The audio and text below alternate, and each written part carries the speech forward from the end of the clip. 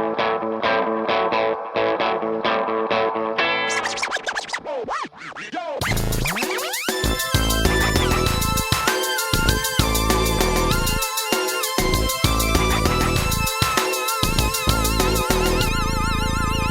to How We Heard It, the podcast about music, pop culture, movies, and more, with your hosts Wayne Bledsoe and Chuck Campbell.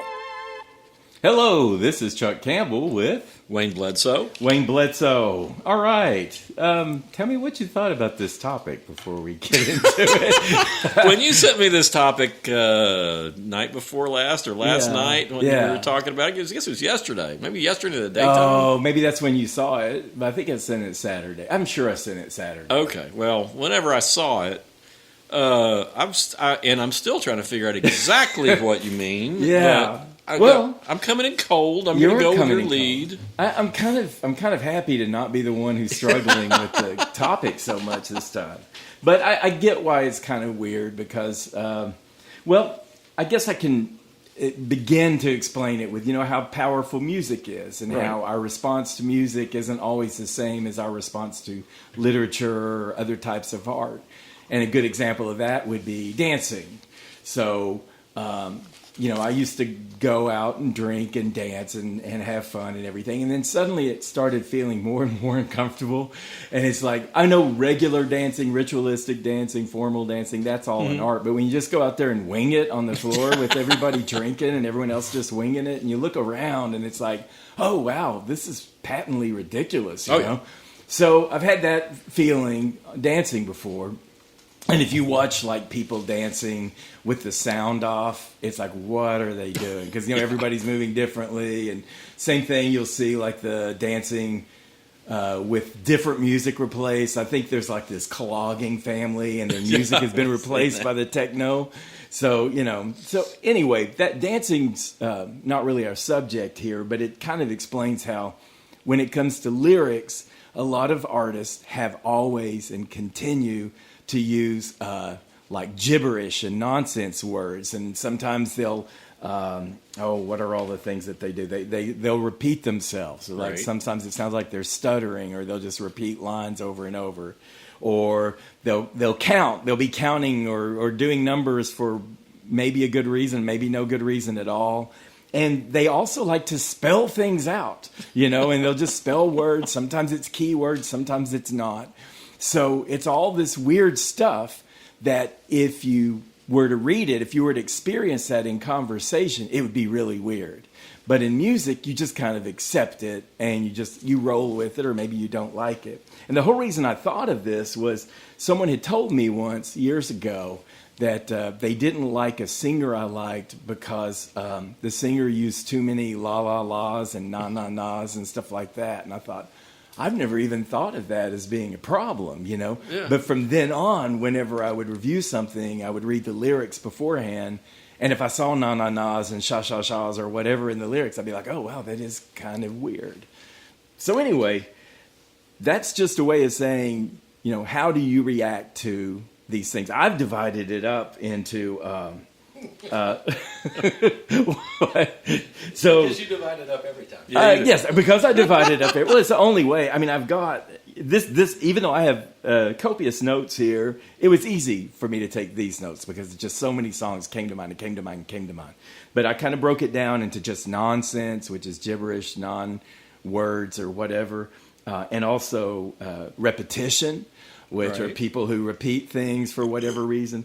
Numbers got its whole own category, and spelling got its whole own category. That doesn't mean we have to do, 4 different parts. And I just wrote down little one-sentence lines about each one of these things. There aren't very many that I have a lot to say about, but there's a bunch of little songs.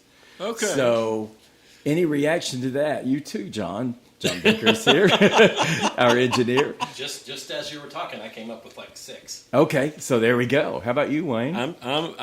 I didn't bring in any notes. I'm taking them as we go. I'm thinking up things. I'm going to count on you to shine today. Give us what we need.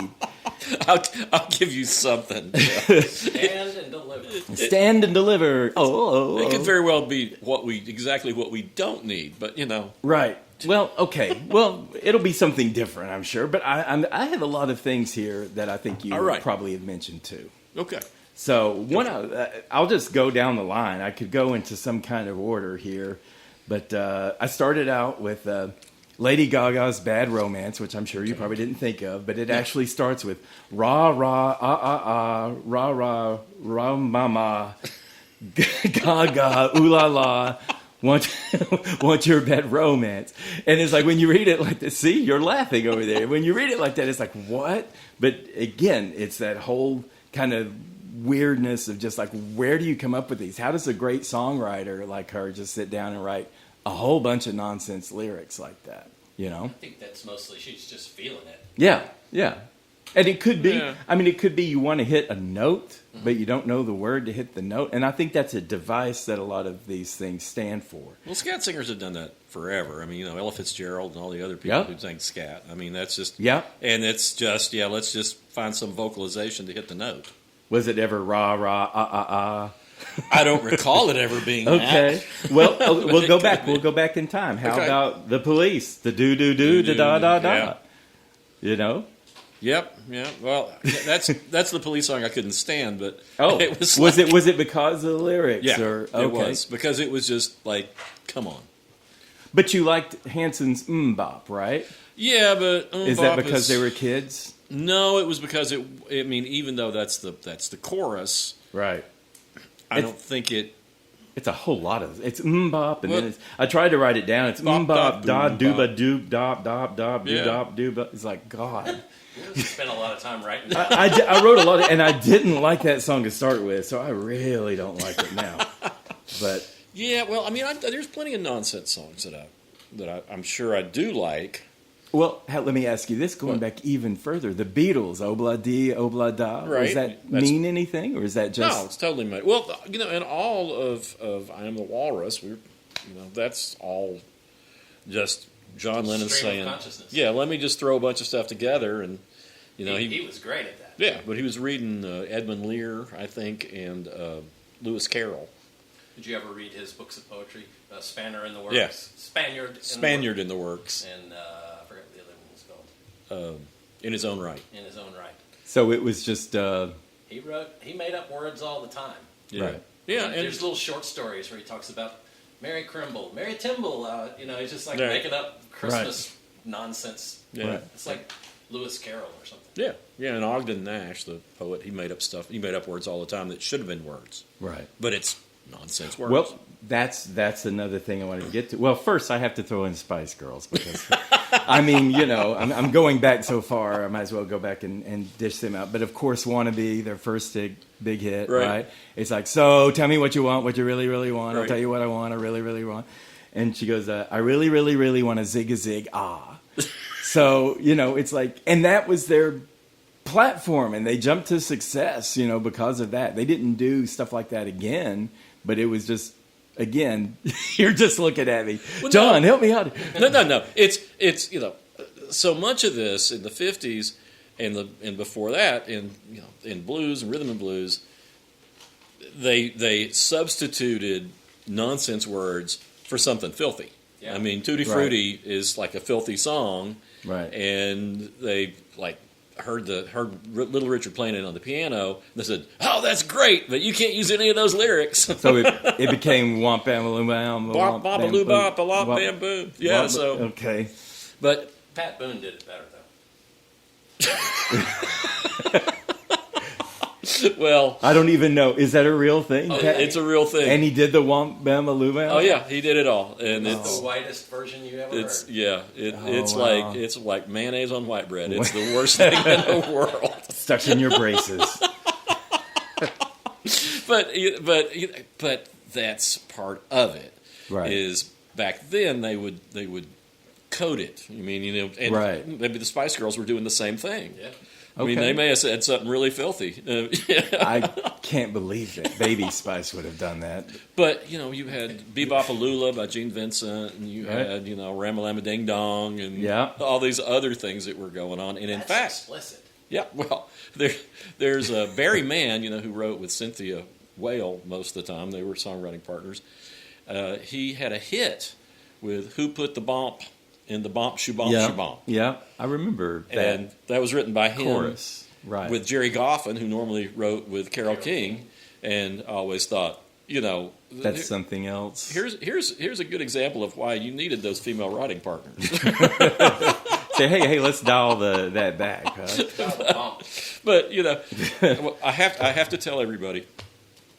Speaking of, maybe that's what I should start doing, because Chuck put up a piece of paper here. Yes, and I'm listening to our old podcast. I do say foul language every once in a while. Yes, and it's no. This is my warning to Wayne. Common word for fornication. Yes, and no common word for something else. Male oral sex. Right. These are banned. Yeah. So but I've got to tell you, Chuck, it sounds dirtier if I said. If I got mad at somebody and I said, why don't you just go, shove your ramalama ding dong up your shubomp shubomp? It would probably be. I'm getting so nervous. You're using. It sounds dirtier when I say it. Yes, it does. It does. I'm not comfortable with that. All right. I'll move on. I'm just trying to knock you off your. Oh, you can't stop this. Okay. This steam train, whatever I am here. And there are other songs like Eiffel 65 Blue, which is all kinds of blue. It's Blue kind of Bobby, a Hanson. The da bee bee da blue blue blue blue. Yeah, all that stuff. And then there's and I think I heard a comedian do this, but of course Barbie Girl. Yeah. By Aqua, which I liked. Sure. And what it is, Ken says to her at one point, the guy in the group, he's right. like, come on, Barbie, let's go party, or you want to go party? And she's like, ow, ow, ow, ow. And then he goes, come on, Barbie, let's go party. And she goes, ooh, ah, ooh, ah. And like the comedian's like, well, is that a yes or a no? Is she stroking out? It's like, I don't understand. So, but I've got, also, there are people who use other languages or made-up languages to sound. We were talking about that a little bit. And I did mention that Tom Tom Club, which was the offshoot of the Talking Heads with Tina Weymouth and Chris France. And Tina Weymouth was in the group with her. She had her two sisters come along. So it was the three of them doing the harmonizing and everything. Mm-hmm. And one of her sisters, Lonnie Weymouth, on the song Genius of Love, the long version, there's this long passage that sounds like someone's just tripping out and going through Swedish, and it's just like all this, je kan dorwai, and like all this stuff, and it sounds very structured and everything. And I remember I took that song, I went to Sweden, I went to Denmark, didn't hear anything quite like that, either of those countries. I thought, well, maybe this is Norwegian. Finally found out she just made it up. It was all completely made up, but it sounded so authentically, Icelandic or Norwegian or something. But beyond that, I've also mentioned Dead Can Dance, who's Lisa Gerrard. Just all of her lyrics were just a made up language. Mm-hmm. And this is something you may know. It's like in 1972, there's a song released by Adriano Celentano. Have you heard this? And the song is about 20 letters long, and he was an Italian. And his song was what he thought sounded like English. And it was all made up English. So he did this. I haven't heard that. Yeah, from 1972. You would never know it from the name, and I'm not even going to try to pronounce the name. But it was in 1972, and he was and it sounds like English, only you don't recognize any of the words. And there's a video of him dancing around on stage, and there are all these women who are like dancing to it and everything, but no English whatsoever. But it all sounded like English. Again, that's Adriano Celentano. And let's see. Oh, and of course, I think one of the best for gibberish and garble and just stuff that doesn't make sense, Beck. And Loser, every line in Loser is just something else that doesn't make sense. And I love it. What's that? And I love it. I think it's great. Yeah, yeah. Well, I have to throw back, Chuck, Charlie Chaplin in the movie Modern Times did exactly this. What's that? That movie is mostly silent, but there's one point where he's like written these lyrics that he's going to sing to this song, and he loses the lyrics. he makes up this nonsense language. Okay. And everybody's looking like, oh, okay, whatever Right. this is. And it's Right. really funny, but it's all just made up nonsense. Right. And so that's like 1932. Well, that beats 1972 then. But yeah, that video is really kind of alarming because you're looking and you're watching it, and then the crowd's reacting to it like it's something. I guess I'm sure they're all probably in Italy too. And you keep thinking, this sounds familiar, but not one word makes any sense in it. So. Well, when I got Abbey Road by the Beatles and the Sun King comes on and John Lennon starts singing, Quando, Paramucho, all this other stuff, and I think, fake Italian. Yeah. It's Okay. like, I got to find out what this means. It doesn't mean anything. Okay. He made it all up. Well, and that's the kind of thing Missy Elliott on Work It, where it's like she has this lyric that she does over and all called "Put My Thing Down, Flip It, and Reverse It," which is pretty cool. But then she does reverse tape on that, and everybody was trying to figure out what is this? What's this line? And it's just put my thing down, flip it, and reverse it, which she laid the vocal down and reversed it. So that was pretty clever. But anyway, that's nonsense. You have any more? Nonsense. Well, there's, Nat King Cole with the Frim Fram sauce. With Frim Fram? You ever heard that? I No. actually pulled the lyrics up to that when you started talking. Let me get. I don't want no pork chops and bacon. That won't awaken my appetite inside. I want the Frim Fram sauce with the Osenfei with shafafa on the side. Or shafeffer, I think that's the way he says it. Okay. Which is like, that song is about somebody going into an expensive restaurant and pretending to be smarter than everybody else in the culture. And is making up the entire thing that they want. Okay. All right. And that's from about works. 1942, 43. Oh, man. I'm doing old songs here, and you're going 30 Even years further before back. those. You can't out old I Wayne. cannot out old Wayne. When I said something to John when we walked in today, it was like, well, you've got something from the 1800s? It's like, Jimmy cracked corn and I don't care. Because it's like, that's the oldest, it's from the 1800s, and it's like, it doesn't make any damn sense at all. You know what I mean?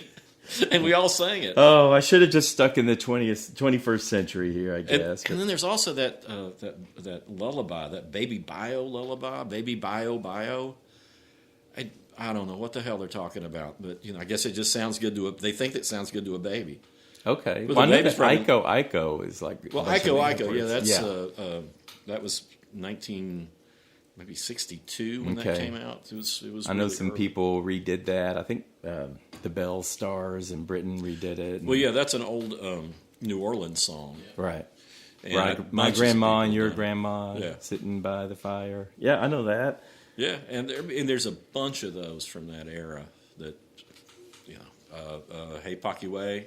The meters. Yeah, all sorts of things like that. We've got some sort of nonsense. When you mentioned the subject to me via text last night, Right. the first thing that just popped into my head was I am the walrus. And it starts out, I am you as you are he, as you are me, and we are all together. Right. And that song is just chock full of just like word salad that Right. paints really vivid pictures. But, Right. So that was that one. And I thought of Captain Beefheart. Okay. Song of his, the chorus is Sun Zoom Spark. Sun Zoom Spark. Make that make sense. He's got most of Captain Beefheart's catalog is sort of that. Yeah. Well, I've got Todd Steed to thank for turning me on to the good side because when you think of Captain Beefheart, everybody thinks, Trout Mask Replica. And Right. I can't get through it. To me, that album is just unlistenable. I actually like it, and I like the nonsense on it, but I do like the later stuff, even his latest stuff, best. Yeah. Well, Todd turned me on to Clear Spot. Yeah. And it's just fantastic. All right. Anyway, so counting songs, XTC, Senses Working Overtime. Oh, yeah. I've got 1, 2, 3, 4, 5. That's a catchy song. Yeah. The Do Run Run. Oh, yeah. Yeah, the Crystals. Do Run, yeah. She Loves You, yeah. Yeah. Diddy Wah Diddy. Oh, yeah. Diddy, and that comes from the 20s. Diddy Wah Diddy or Do Wah Diddy? Do Wah Diddy comes Okay. from the 60s. That's Oh my actually- God! There's a Diddy Wah Diddy and a Do Wah Diddy. Yeah, Diddy Wah Diddy, and you'll like this. Okay, now this Did Daddy do did No, Daddy, it's like- Daddy. Every time it's like the singer is talking about it's obvious that Diddy Wah Diddy stands for something vulgar. And the chorus is, I wish somebody would tell me what Diddy Wah Diddy means. I think Captain Beefheart did a version of Diddy Wah Diddy. I think he did, something. I think it's a variation. Ain't no town, ain't no city. Oh, and Hocus Pocus by Focus. It's got yodeling. Yeah. Yodeling. Oh, I always like yodeling. And it's got a badass guitar riff in it. Yodeling from they're a Netherlands band, I think. I think so. Yeah. They're Dutch. Dutch, yeah. Okay. Cool. Yeah. Well, I'm going to go to repetition now, which is another little device that our songwriters do. And I liken this to when in The Shining, when Shelley Duvall finally comes across Jack Nicholson's book, and it's all work and no play makes Jack what is it? A dull boy. A dull boy, and she's just reading it, and the more she reads it, the more horrified she is. It is a scary scene. He spent so much time doing yes, it. Yes, and there's hundreds of pages, and he's broken them out into different paragraphs. Yes, and different designs, Yeah. and like the fonts come in and indentation changes, and that's how it feels sometimes. And maybe I had more of these than you did, or maybe not, but where, you're looking at lyrics and they would actually have, big long paragraphs that were just the same lyrics over and over and over and over. And although we like refrains at the end of the song to fade out, right. Sometimes they just come in all the weird places, and sometimes not. I think one of the most famous is "Hey Jude." Na na na na na na na na na. Hey Jude, sounds wonderful. Yeah. And I hear it, and it's over and over and over again, and it just sounds wonderful every single time. And I'm always disappointed when it does finally end, even though it goes on forever. Yeah. So you do it right. Seeing Paul do that live is a thing. Really? Oh, man. Well, I remember watching the Smothers Brothers when that song first came out, and they sent a film to the Smothers Brothers of them performing it kind of live in the studio, kind of a setting. And yeah, I mean, it's like you didn't want it to end, right? Well, and then there's Steam's "Na Na Hey Hey Kiss Him Goodbye." Right. That's the name of the song, but it's actually "Na Na Na Na Na Na Na Na Hey Hey Goodbye." Yeah. So they didn't put all of those na-nas in their headline, and a lot of people have gone on to do that. I know Bananarama had a hit with it, but and all these sports events where they. Oh yeah, well I was gonna do at one point. I was gonna do like jock jams, just snippets from jock jam songs and I do have one. What was it? Oh, Turn Down for What? Is that here or is that where did I put that? Is that 50 Cent? No, that's Lil Jon. Oh, Lil Jon. Yeah. Yeah, DJ Snake and Lil Jon. Turn Down for What? That's something that University of Tennessee used. I think it was third down for the opponents whenever they were coming up there. They just say, "Turn down for what? Turn down for what?" And it was just over and over. And it really upset a lot of maybe older people in the crowd because, it had the hip-hop sound and everything. So over a couple of years, they kind of faded it out.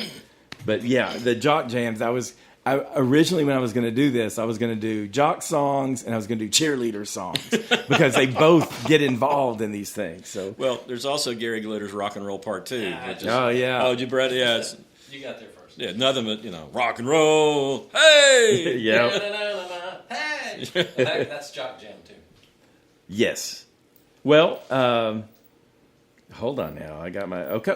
And then repetition. Sometimes it's less than a word. So like my Sharona. My Sharona. My Sharona is like... Was there a reason why they were stuttering that? Or is it just a device, Is it just... Well, it's like my generation. People... And the whole thing is stuttering. People Right. try to put us down. Yeah. But it's just an affectation, dude. But, Townsend said it was because kids who were on speed, which everybody was on speed back then in their crowds, it made them stutter. Ah. Which, I don't know. I've not been around a lot of people on speed, but apparently that's what inspired that.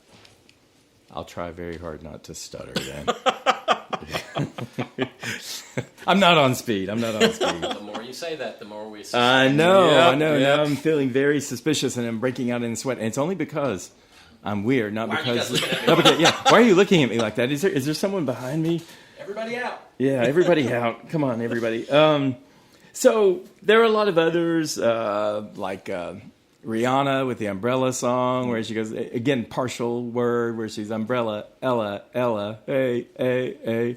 So they just tail out. And again, the whole point is like, if someone talked to you that way, you'd be getting the medical help or something. But in a song, it's fine. It's poetic license. It's poetic license, yeah, and you like it. And well, I think, but the part of it is that in music, the voice is an instrument. right. So if you had a cello, I mean, it's in the Who's song, A Quick One While He's Away, on their second album, sticking with the Who, they couldn't afford cellos for part of the song. So everybody goes, cello, cello, cello, cello, cello, cello. And it works. It's funny. Yeah. I like that. I never knew that's what they were saying. It's cello, because they couldn't afford to get a cellist. That's great. I got another Rihanna. It was called Work, and it's just work, work, work, work, work, work, work, work, work, work. It kind of became a work anthem because she just says work, work, work all the time. And I think it's like dir, dir, dir, dir, dir for some reason. And then back to work, work, work, work. But and then Doja Cat. You know, I love Doja Cat. Right. And she has a song called Boss Bitch. And it starts out with, I ain't trying to, I ain't trying to, I ain't trying to. And she's like about to pick a fight with some other quote bitch to prove that she's the boss bitch. But anyway, that was a nice warning. But one of the biggest repetitions I found, and you'll remember this, Bill Withers, Ain't No Sunshine. Yeah. I know. I counted 26 times in a row that he says, I know, Wow, I know, I know, I know, I know, I know, I know, I know. But it's effective as all get out. Yeah. Yeah. Would you have taken it down to maybe 22 No. or pushed it to 30? Pushed it up to an even 30. I don't know. I mean, I think that one is one that is weirdly perfect. Yeah. And he starts going, and he's like, man, he just keeps on going. Right. But it's kind of like, I mean, it emphasizes the emotion in that song. Right, it does. I got Taylor Swift, Shake It Off. Yeah. You know, the very key chorus, because the player's going to play, play, play, play, play, and the hater's going to hate, hate, hate, hate, hate. You know, she goes through, and the faker's going to fake, Yep. fake, fake, fake, fake. So, you know, she's employed it too. That was probably the biggest song of that year. So it's kind of like everybody through all time, including back before, I don't know, when were the cavemen using rocks to play songs swaying? Have you studied that? I haven't gone back to cave people. Okay. I'm not sure what the oldest recorded song is, but it's, I don't know if it goes back to Samaria or, you know, Samaria. I don't know. It may go back to you know, the oldest. That sounds like a Rihanna lyric. Well, it's like it's my hometown for the people. Okay. There's every reason to believe, though, that, I mean, there's music been made since there's been humans. Right. And obviously, it's very, very important to us. I wonder at what point they use vocals. You know, I mean, I wonder if they just started I'd say with first. You think so, and then the sticks on rocks and stuff like that. I don't know. I mean, you got to make instruments. You got one built in. I don't even know when language evolved with humans or prehistoric. I don't know. That's but a different podcast. Yeah. Oh, okay. But you would think, I mean, way over my head. But you would think the first people would be listening to the birds and other things, Mm-hmm. I mean, other animals that make noises and sing songs, and be picking up on that. Okay. I mean, that's what I would think anyway. Yeah. I mean, I would think that people picked up on rhythms because you also hear rhythms, you know, naturally. Sure. You know, you get your heartbeat. Yeah. Your very life is just rhythm. Right. So yeah, it's probably happened at the same time. Maybe, who knows? All right. Well, I've got just everything here. No need to spend much time on any of these, but it's everything from Daft Punk's "Around the World." I think the only lyric was "Around the world, around the world, around the world, around the world," like the whole song. Eminem, "My name is what? My name is who? My name is, you know."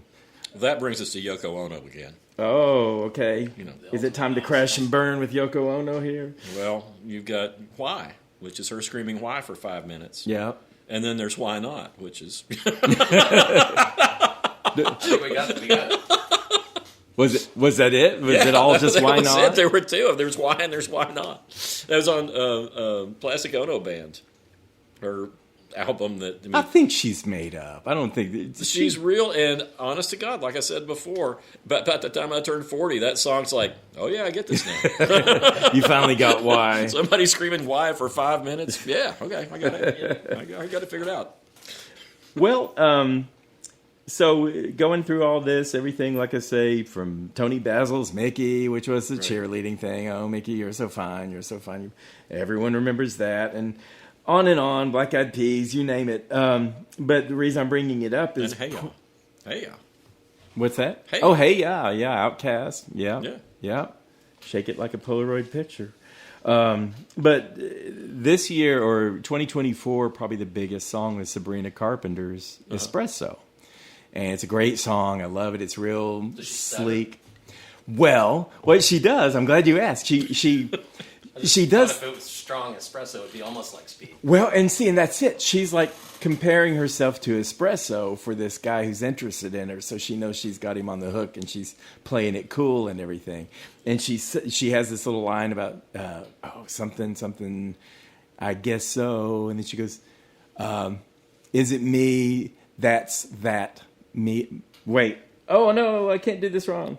That's that me espresso, and she says it like 5 times or 6 times. That's that me espresso, and for context, later on she has these like double entendres and everything. And at one point she's like singing it, and then she goes stupid, like that. She just says stupid, but still everybody flipped out over what does she mean by that's that me espresso. So all the different websites were writing about it, and you'd think they have no hip hop history or anything like that to know people did things like this.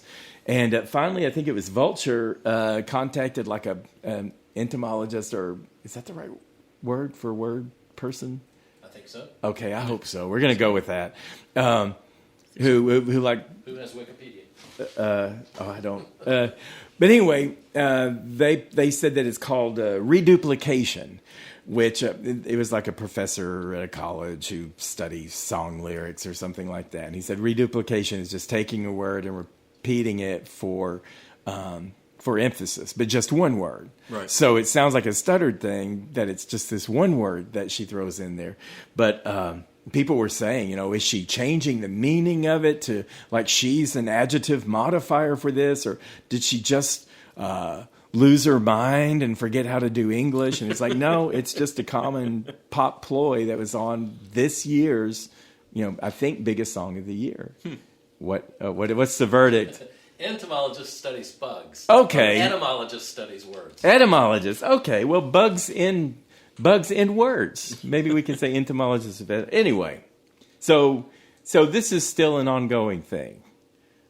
What Wayne's got a perplexed look on his face. I'm trying to think of examples because that's the thing. I should know tons of examples of this because there's so many songs where they do that. Yep.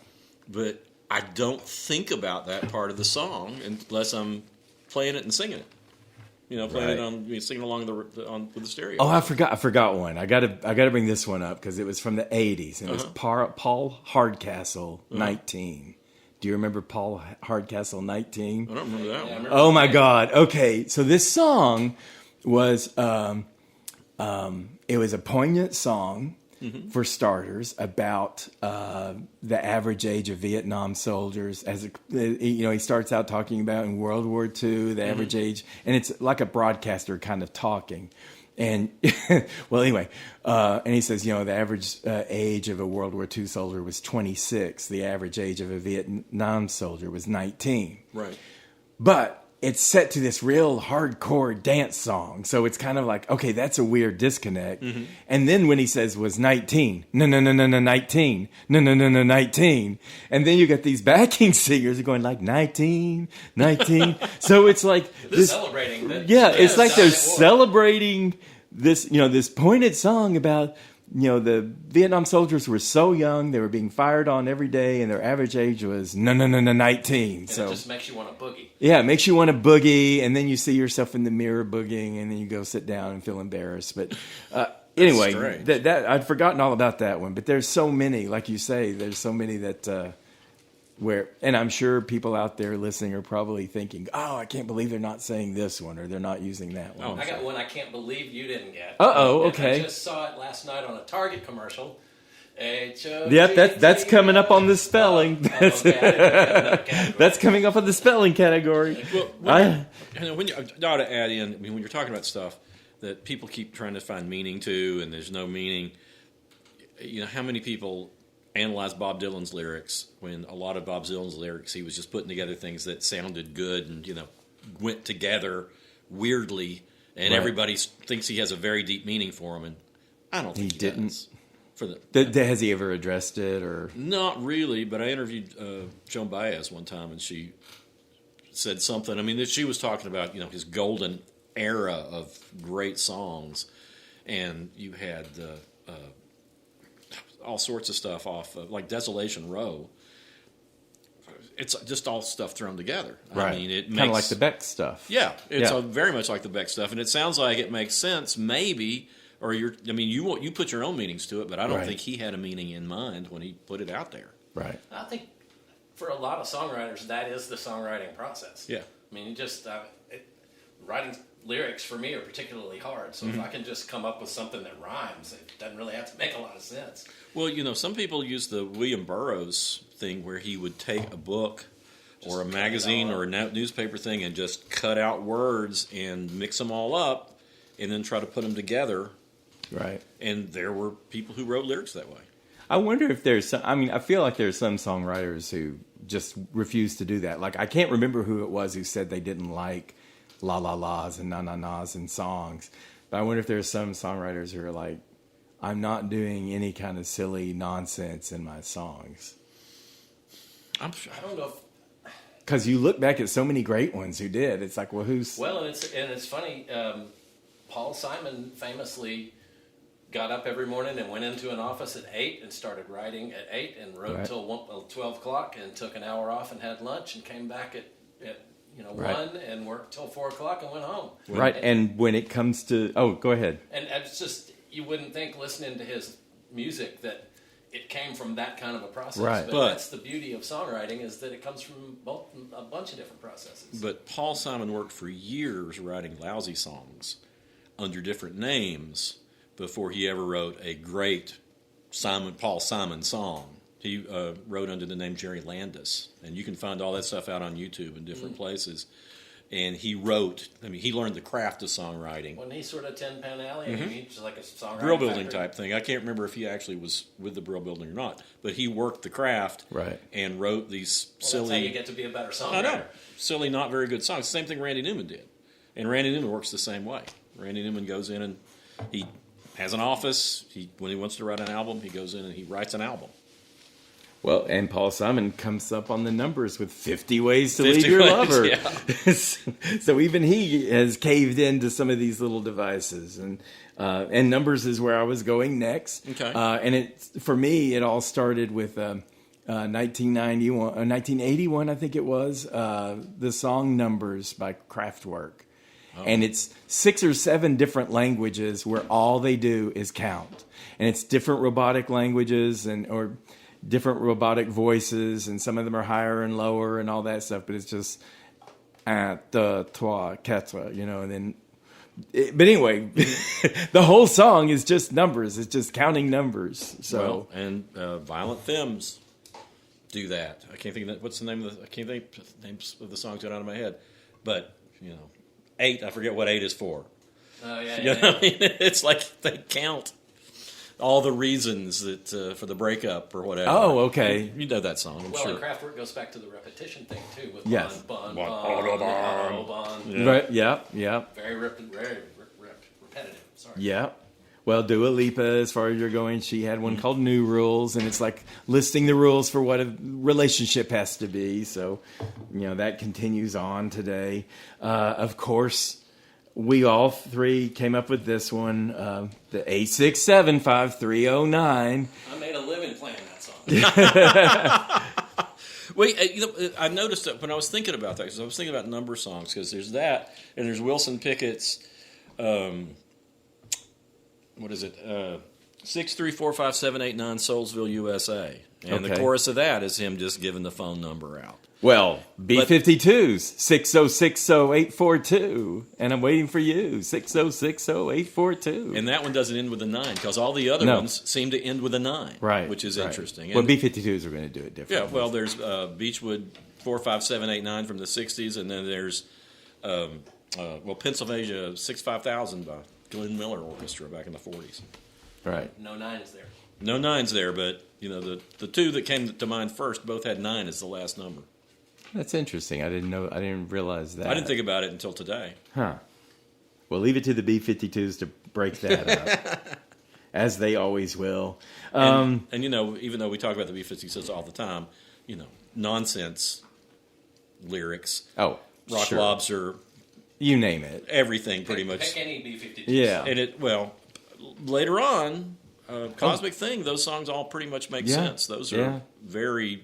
Topaz is just such a beautiful song. And there are other great songs too, but it's just like the universe is expanding, so many, just like this optimism about the earth and the planet and regenerative effect and how, they may change it to their tune now because a lot of years have gone by and we're not going in a positive direction there. But anyway. But so much of those first two albums in particular, it's kind of nonsense. Rock Lobster is they went to a party and they went to, I think it was a club, and they just started throwing out lyrics once they got in the studio. And then they get to the big vamp at the end, look, there goes a narwhal. There goes yeah.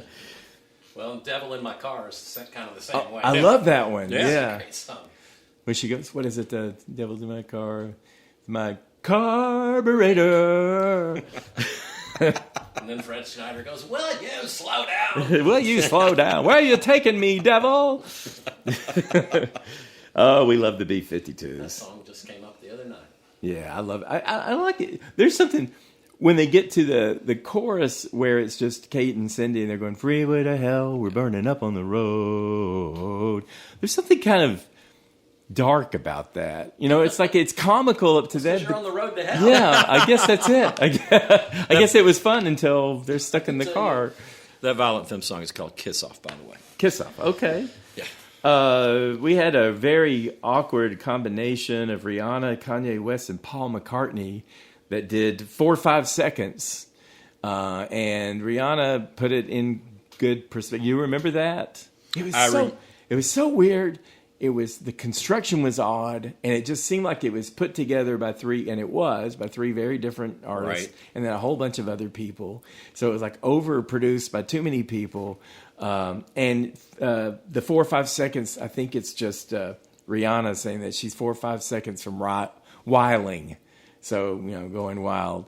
But it was particularly unlikable, I think. I think so. I felt bad for Paul McCartney because somebody said, this guy's really big. Okay. I felt bad for Rihanna. I felt like, I feel bad for anybody that has to perform with Kanye West.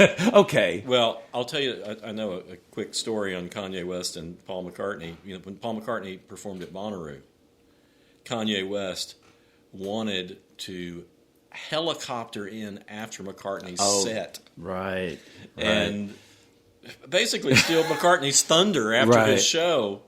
And how's that going to work? Well, of course you couldn't do it. And Right. I know people who were involved in that, and he already was having his buses loaded, his trucks loaded to come down. Wow. And people are saying, he's crazy. Right. Oh, man. He just made a royal mess out of everything he's ever had to do with Bonnaroo. Yeah. And to this day, every year at Bonnaroo, somewhere on the graffiti fence, Kanye sucks is somewhere.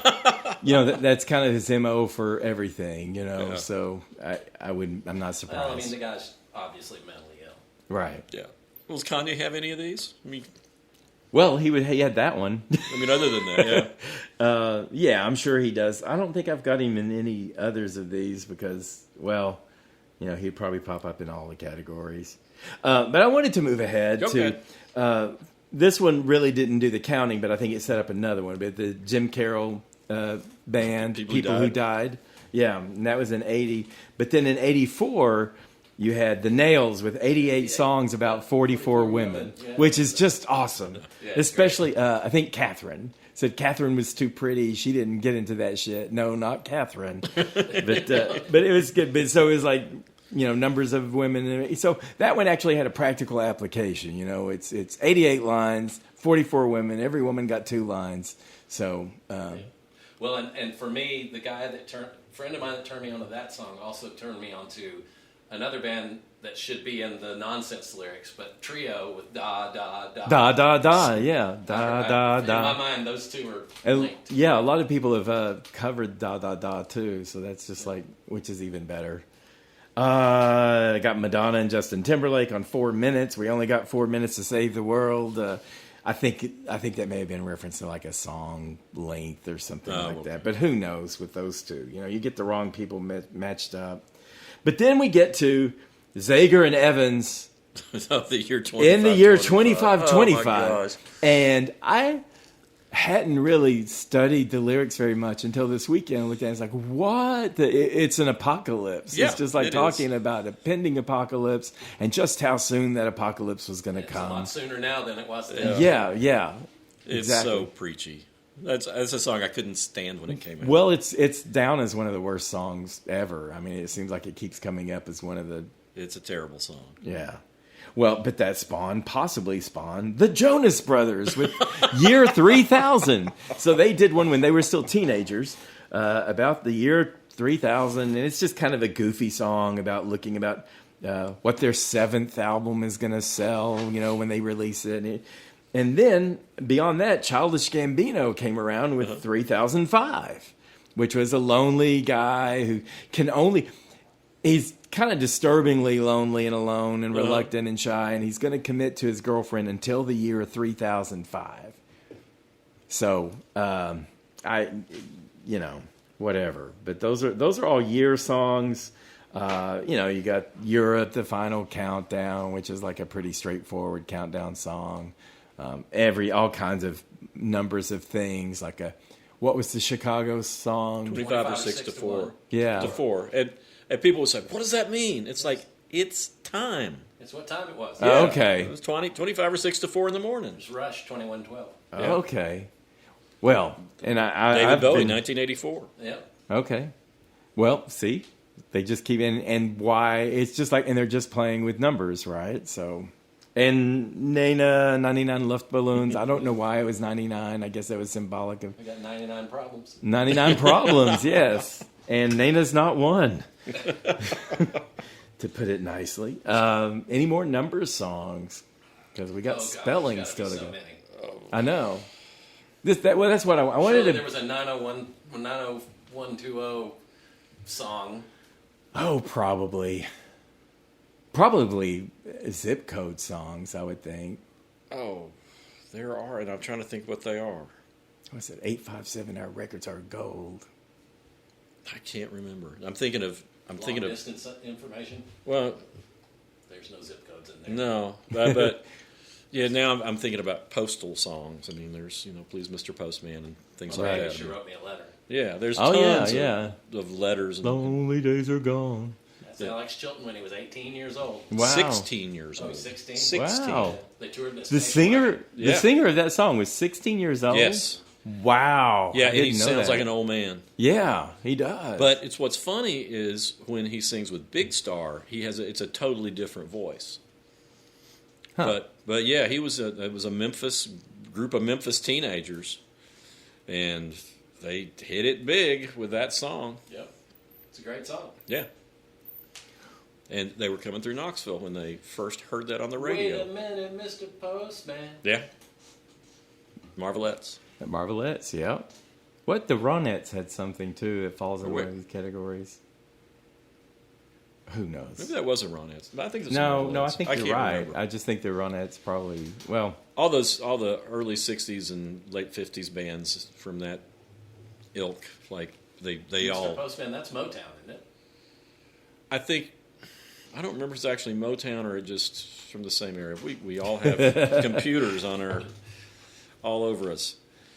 But Well, I'm going to move ahead with Go move right spelling ahead. because, I was afraid that we would just spin through all this, but there are just so many other options. Again, if you all out there listening have any ideas that we've obviously missed, you can send us a email to howweheardit@gmail.com. We don't brand that much during the program, just in the outro. Please don't start it with "you two are idiots." No, yeah. We'll block you, we'll delete you. Well, you three are idiots. Yeah, sorry.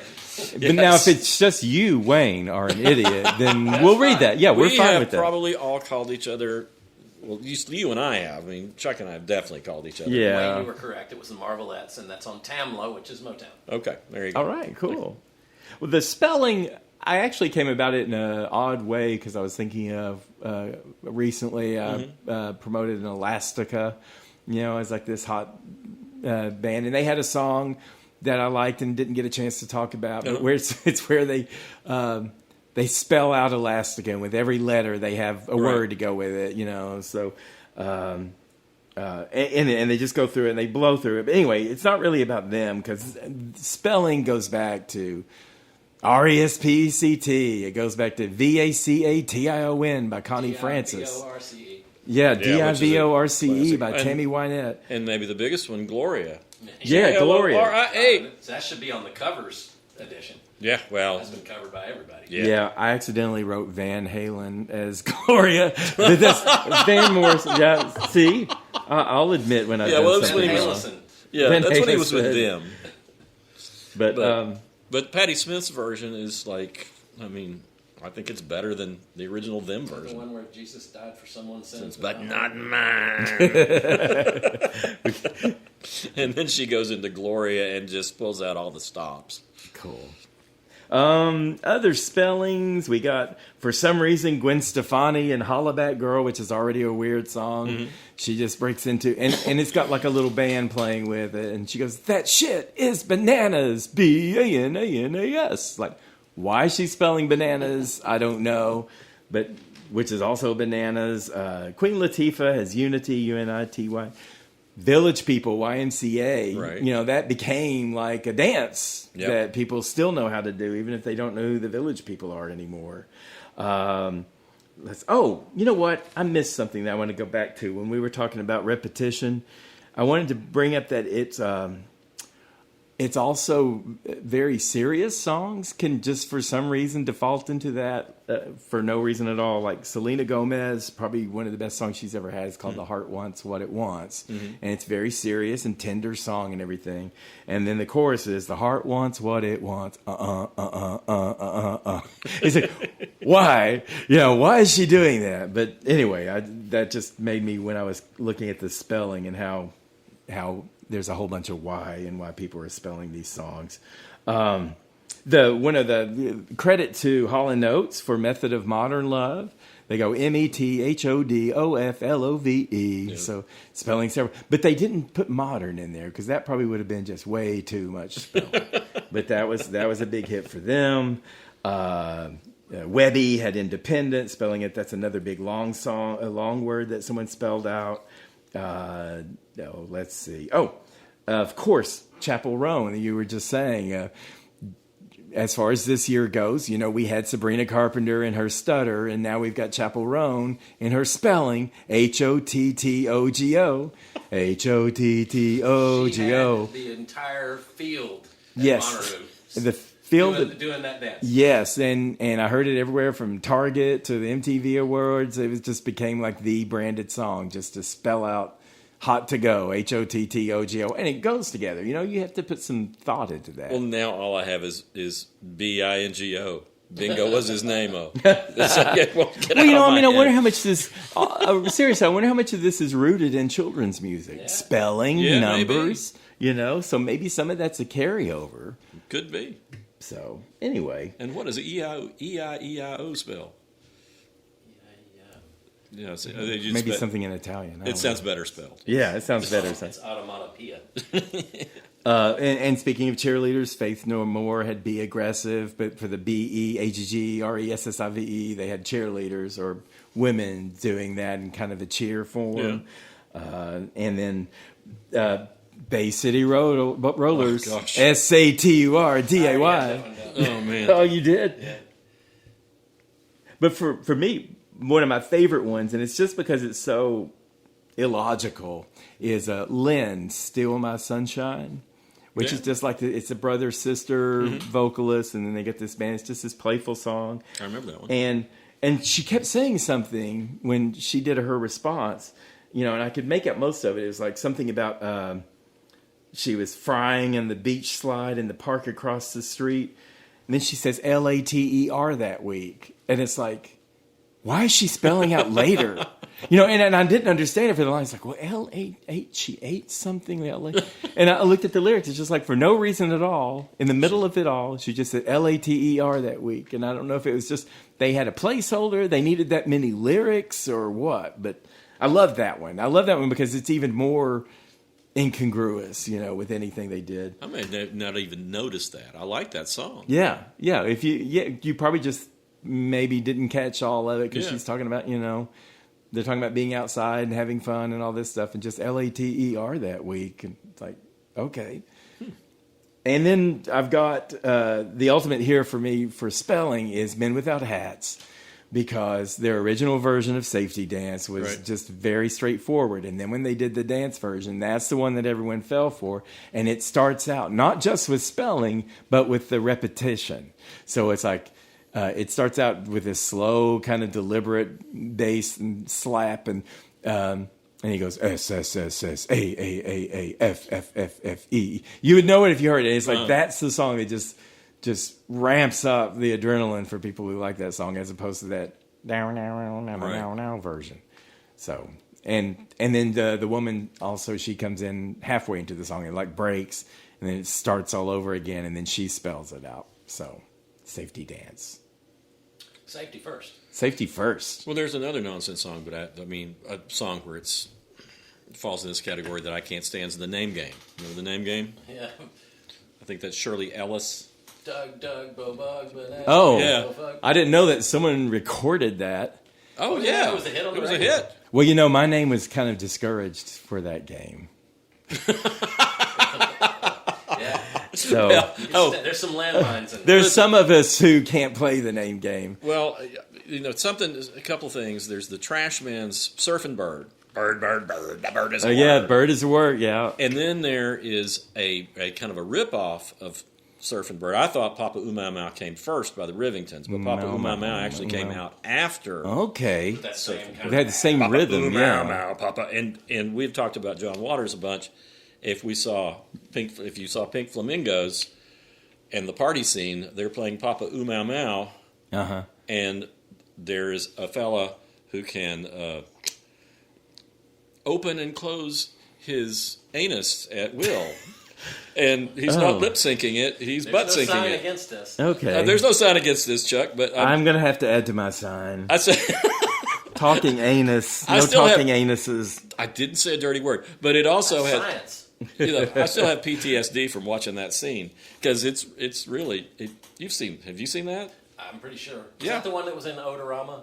No. This is the one. Pink Flamingos is the one where Divine eats the dog poop at the end. Oh, okay. I'm not sure if I've seen that. No, Pink Flamingos is the one where you have to watch it and say, I'm going to turn my head the next time I watch this and watch other people watch it. Okay. Yeah, that's what you said. The reaction Yeah, video is more entertaining. Yes. Oh, yeah, much more. But I will never forget seeing that scene for the first time. And it's the first time that I really paid attention to that song, Papa Oomau Mau. And now, every time I hear it, I have a vision. It's disturbing. Not a vision that you... Yeah. Not a vision you want to remember. But, yeah, it's there. Yeah. Sorry, Chuck. I've got Come one on. that kind of hits on several of your categories. Okay, all right. And it's sung by Queens of the Stone Age. Okay.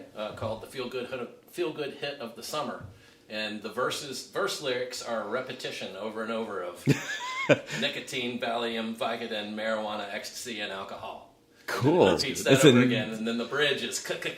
Cocaine. So it's got stuttering to it. It's a pretty badass song. Yeah, I like them. It's good. All right. Well, Wayne, you got any more to throw in here? Or? You don't want me to throw anything else in No, here, I'm Chuck. kind of, yeah. Oh no, my memories of these Something songs. like PG-13. That's PG-13. Okay, I didn't say all right, anything all filthy. right. Yeah. Just, Okay. you know. Wrecked him. Okay. Damn near killed him. Oh no, we're doing a sex episode again. Yeah, I don't know. I mean, this is one of those where I think that with me, it's like don't automatically come to mind because it's on so much in the interior. It's not the subject. Right. It's one of those elements. Right. And there'll be times where I'm singing along with something in my car, and I'll think, this is kind of silly. Yep. Yeah. That's the whole genesis of this. Is like I heard it. I hear a song, think, why am I singing along to this? This is so stupid. Yeah. Yeah. It's catchy. So. Yeah, but sometimes they're like la la la's, and you want them to be something other than la la la's. Right. Or you want it to be. They'll have another thing like that, and it's like. Surely there's something not as silly as this to sing. What if they spelled la? L-A. Well, Lola.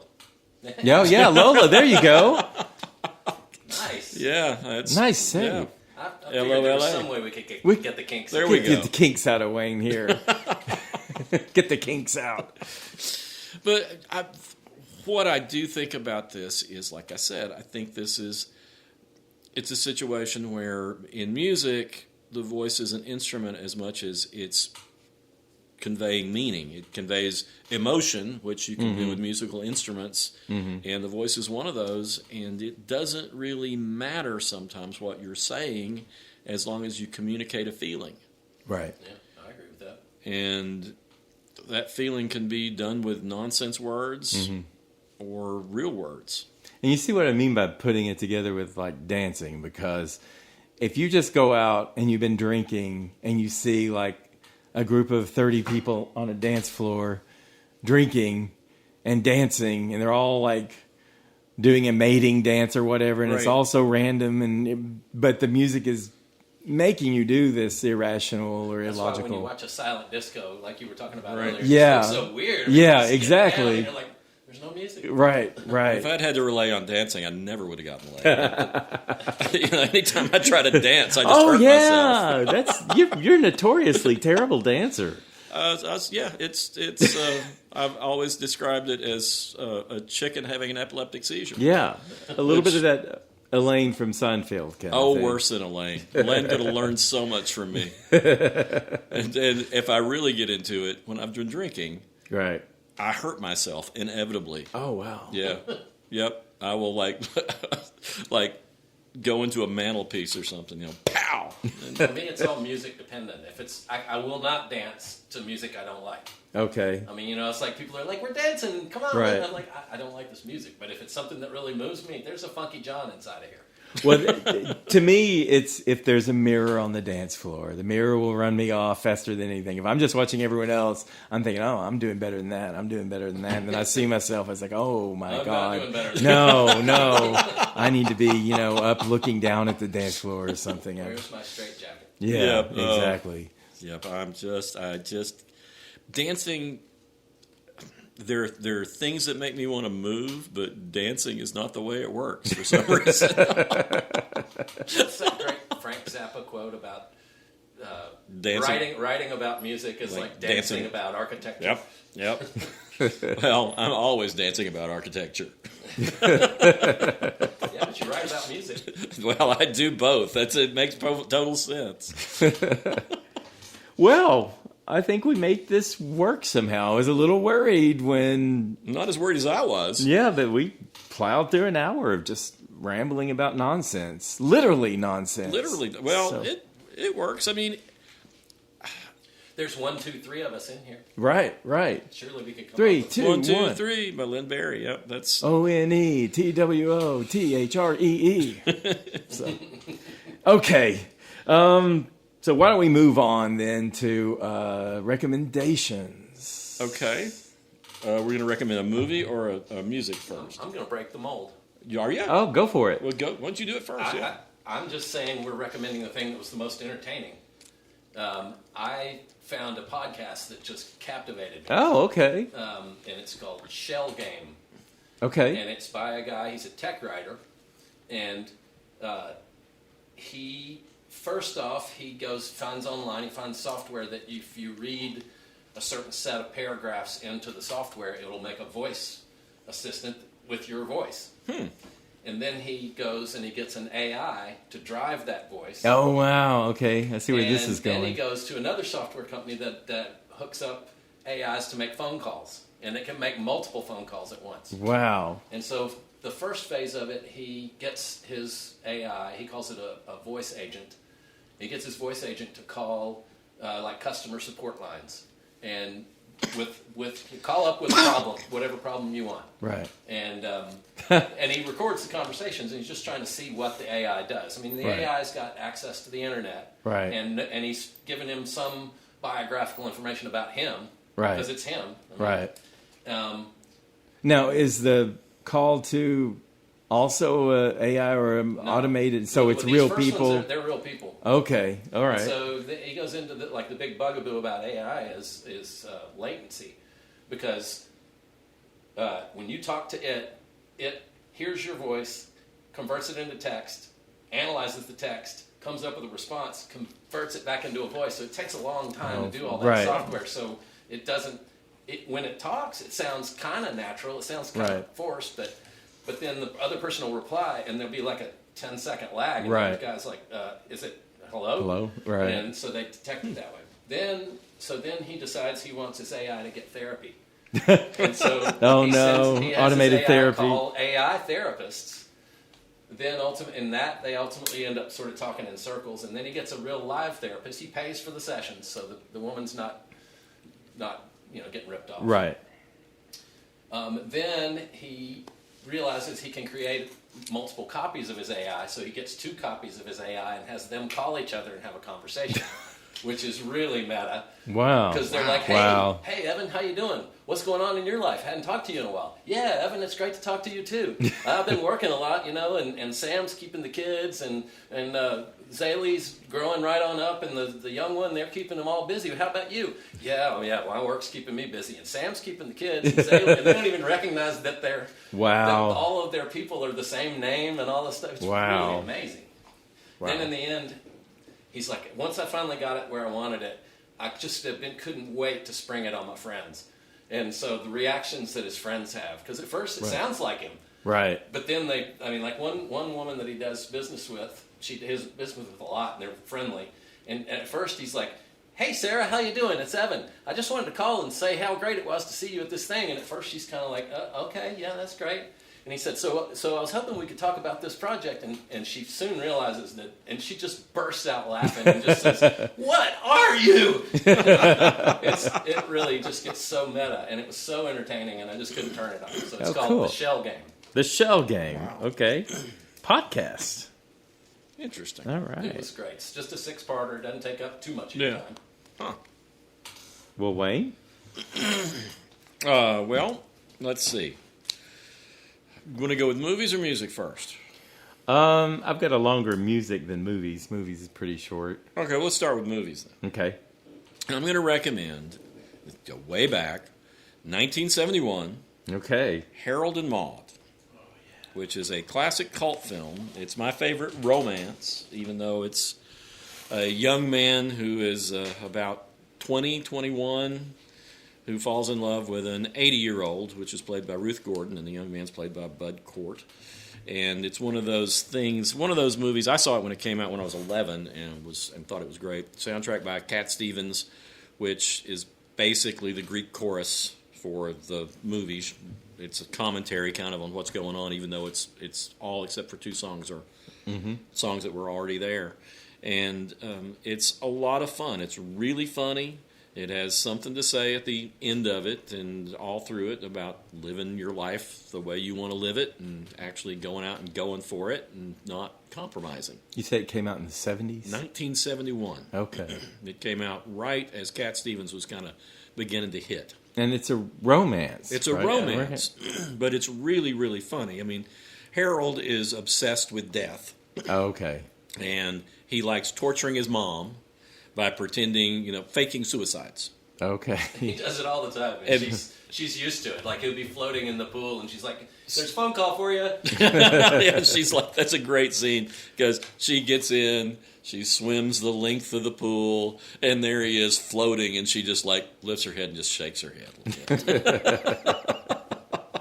It comes from rich parents, doesn't he? Yeah. And he's got like a Corvette or something. No. She buys him a cute little Jaguar because he's just Maud does? No, his mother. His mother. His Okay. mother, who's played by Vivian Pickles, Okay. who was a great character actress in Okay. the 70s. But yeah, she buys him a great Jaguar, and he learns how to weld, and he welds on a hearse back to it. Like a Jaguar hearse. Okay. And it's loads of fun. I have to watch I need it. to see that again. It's been a long time. I have to watch it every 2 or 3 years because it always cheers me up, even though it's got a sort of a sad ending. But the message of it is to live your life and go Authentically, yeah. for it. Yeah. Yeah. All right. Well, my movie, quick one here, is The Substance, which I can't recommend it for everyone, and I don't know if I would even recommend it for myself. But I could. But this section is called recommendations. It's recommendations, yeah, and I could recommend it for people. See, okay, in it, it's a movie about Demi Moore. Her character is like a popular aerobics teacher type, and she's getting older, and she's feeling like she's being phased out. She is being phased out, and somehow she comes across a solution to where she can exchange herself for a younger body or a woman in a younger body, and they go back and forth from being her at her age and then the younger body. And that's all I knew going in. Mm-hmm. I had no idea that this is like a body horror film, and it's like really pretty graphic. And I mean, I got to say, I've got kudos galore for Demi Moore in this movie because I mean she really takes it on the chin, with how she appears and everything. Her alter ego, the younger woman, is played by Margaret Qualley. I'm not sure what I know her from. And then the only other character of particular note is Dennis Quaid, who's like this real smarmy kind of representative who's pushing Demi Moore out. And then when they meet this younger Demi Moore, who's a different woman, they're all about her all of a sudden. But it's not. I thought it was going to be like Death Becomes Her or something where she just takes a little potion, but it's actually a really complicated, gross procedure. It's body horror. It's very grotesque, but it also has a really strong feminist message, as you might get, like women, how they are just kind of churned out, through Hollywood, and you hit a certain age and, you're done, and the next one comes in. And then all these old guys who are producers and everything, who are older than Demi Moore, they're like done with Demi Moore, moving on to this younger woman. It was very, if you have a high tolerance for gore and an interested in a complicated procedure, then it's a bold and brave movie, and I'll just leave it at that. If you've got any... Were there any points in this movie where you thought, I'm going to close my eyes now? Yeah. So I'm going to have to see that now. Yeah, you are. I mean, it's not, and part of it's just my own. I didn't do proper research and everything. I don't think all of it's that big of a secret, but right. I did like zero research. I thought, oh, this is going to be cool. You know, a woman who finds a way to rejuvenate herself, and it's just goes way beyond the pale. So I would recommend it to Wayne. You said horror early on. Yeah, I said horror, so I know that took you out, I John. just started thinking about flowers and clouds. Yeah. So I recommend it to one person in this room of three. So, well, I like the darker the better. Well, it's dark to a large extent. It's dark. It's crazy. It's funny at times because it's so ridiculously over the top and crazy. It just. But yeah, you'll have to see it. Like we said, I can't tell you anything else about it, but you just have to see it. So we'll talk about it after you see it, I think. Okay. Yeah, I'm kind of mixed on body horror. Okay. but Cronenberg sometimes wears me out when he does some of that stuff. But I like it. It's got some of those elements, but yeah. Okay. Gleaming, sharp steel instruments. I think a French woman is the director. I don't remember her name. And again, the feminist stuff is really awesome. So I wonder if it's that French woman who did Raw. Because I couldn't, Raw is one I had to stop just because of the feel of it. Well, maybe. I better look it up before I go. Yeah. I tried to watch Raw, and it was like, oh man, I'm just not ready for this right now. Right. I don't know if I would ever have been ready for The Substance, but there you go. And musically, you got a music recommendation? Either of you? Well, you want to go first, John? The last one that came up in my car before I drove up here is a band that I really got turned on to this year, and I don't know if I've recommended them in this podcast or not because we've had a lot of podcasts. Right. Yeah, we have. It's an Atlanta band called Omni. Yeah. Okay. Did I recommend them before? I can't remember. It's real kind of herky-jerky, kind of Gang of Four-ish, spanky guitars. Okay. They're a 3-piece, I think. Got a lot of good live stuff on YouTube. Omni. I think they got 3 records. Okay. All right. I'm going to recommend, because I was talking with somebody the other day who does not like Frank Zappa. I'm going to recommend 1972 album called Waka Jawaka. Okay. Which is nearly all instrumental. So if you don't like Frank Zappa's humor, you're not going to get offended by Frank Zappa's humor, which is very politically incorrect anyway. Right. But it is a combination of, it was his idea of sort of jazz fusion, and it was the one that hooked me on Frank Zappa. Okay. Because it's just all about music, and it's really fun. The pieces on it, the 2 kind of centerpieces are, one's like 20 minutes, and the other one I think is 18 minutes. Okay. And it's just an album that I think George Duke is on it. It's got a lot of great players. And it's one where you can really get at how inventive he is as a musician without trying to be particularly irreverent or funny or break any barriers down. It's just a fun kind of jazz, kind of rock album. Okay. My understanding about the Mothers of Invention is that it was always an open band. Anyone could come play. Mm. But if you couldn't cut the mustard, you were gone. Oh, he was a terrible taskmaster. And, yeah, he's just surrounded himself with people that were, like, first rate, absolutely could interpret what he wrote. And also, when you see he hand wrote all his scores, and his handwriting on the scores is just beautiful. It's art. Looking at the scores of his music is art. Huh. Well, I love Frank Zappa. I understand why people don't like Frank Zappa. And the humor is part of it that they don't like. But this is one that's not a humorous. It has one little vocal thing that's kind of funny, but it's like a minute and a half. Everything else is instrumental, and it's good. Okay. You might even like it, Chuck. I might even like it. Who knows? Maybe I'll give it a shot. Well, mine is, we did a thing about guilty pleasures a long time ago. And this one, and we're like, we're not really guilty about it. You know, this is a guilty pleasure that is definitely a guilty pleasure. You feel guilty about This is a true, and I hesitate to mention it, but I also feel a lot of affection for it. And it was from 1999, The Bloodhound Gang. Oh, yeah. Hooray for Boobies. That was the name of the album. I remember how much you loved this. I loved this album. And listening to it now, it's just so much embarrassment. It was inappropriate then and like non-PC then. But now it's just like, oh my God, there's so many songs on here. But it's a band from Pennsylvania, from Collegeville, Pennsylvania. Jimmy Pop is their lead singer. And he's real perverse. It's kind of a rock, alt-rock kind of band, rap. And they do a lot of rap.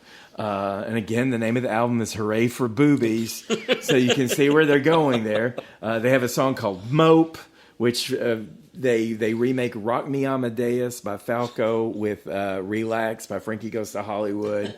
that needed to be done. Yeah, yeah. And it's just like this real, like, punchy kind of rapping. It's like, playing Spin the Bottle with my mom. I woke up with no pants on. So you can tell where that's going. They have a song called The Ballad of Chasey Lane, who is a porn star. And you've heard that one, right? Oh, okay, and it's it's a fan letter to Chasey Lane, but he must demand that as her biggest fan, she has to let him do something to her. And I can't repeat that. That's on my list, basically. But he goes, as your biggest fan, I must demand you let me blank, blank, blank. You're giving me hell for saying inappropriate things, and yet you're recommending But everybody saying to listen to this. Every other thing I say is an apology. I'm sorry. This is wrong. This I'm isn't not me. apologizing. But this is like the end of a century. It came out in October of 1999. It was like, let's kiss that century off. It has another song called A Lap Dance is So Much Better When the Stripper is Crying. So... and it's like a country song, and he's kind of rap singing.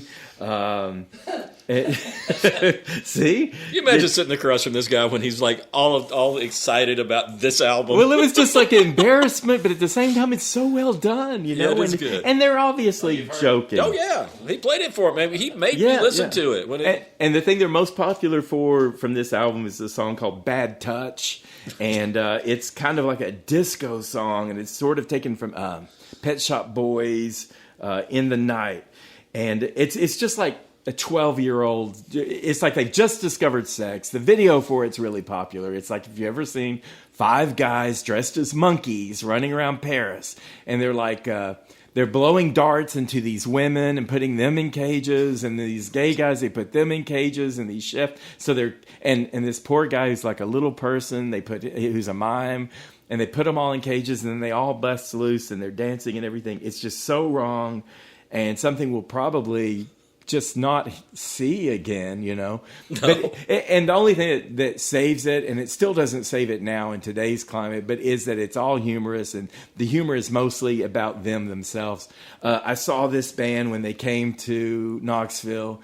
They played on Cumberland Avenue, which is the main, commercial drag through the University of Tennessee campus, which has no music in Knoxville, right?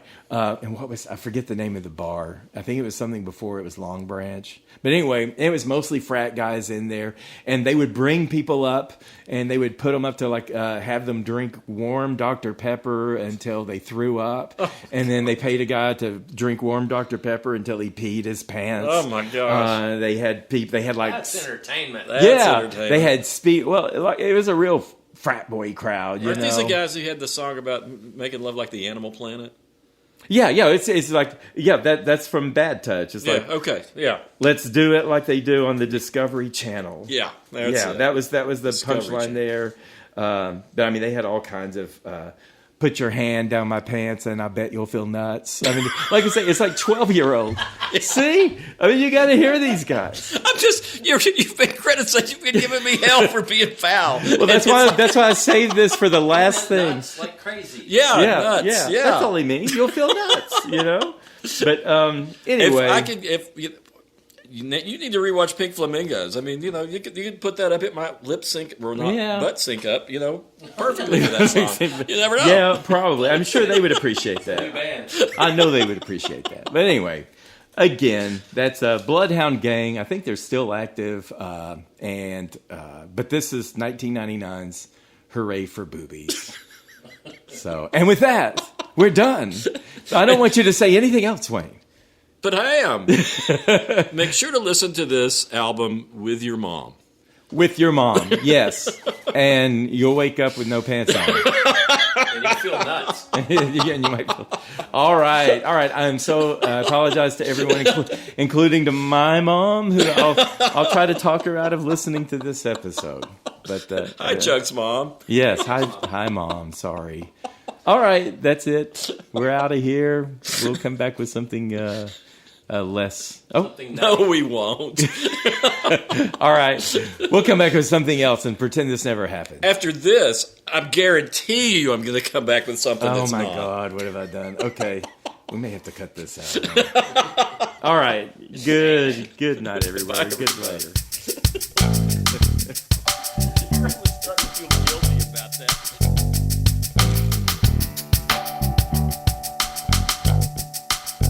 You've been listening to How We Heard It with Chuck Campbell and Wayne Bledsoe, a podcast about music, art, culture, movies, whatever they want to talk about. How We Heard It was recorded in Knoxville, Tennessee at the Arbor Studio by John Baker. you believe you've been abducted by aliens during the listening to this podcast, we take no responsibility for that. How We Heard It is a Tear Owl production. And if you'd like to reach out to Chuck or Wayne, send an email to howweheardit@gmail.com. Come on back next week and we'll have another show for you.